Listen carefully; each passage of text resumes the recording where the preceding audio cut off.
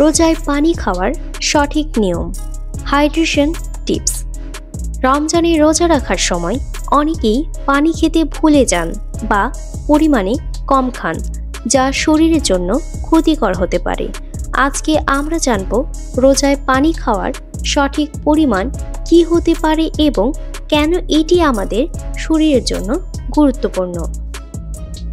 প্রথমেই জানিয়ে রাখি, রোজায় পানি পান করা খুবই গুরুত্বপূর্ণ।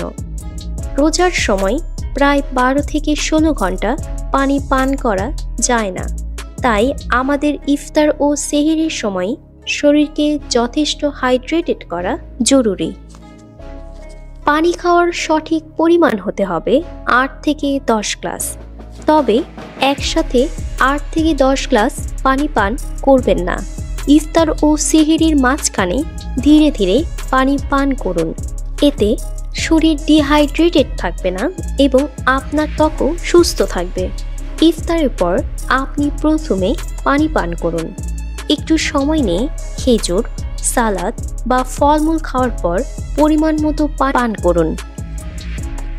একসাথে বেশি পানি পান করলে পেট ফুলে যেতে পারে, তাই ধীরে ধীরে পান করুন। সেহরির সময়ও পানি পান করুন, তবে বেশি করে নয়। সেহরি খাবারের পর 1 গ্লাস পানি পান করুন।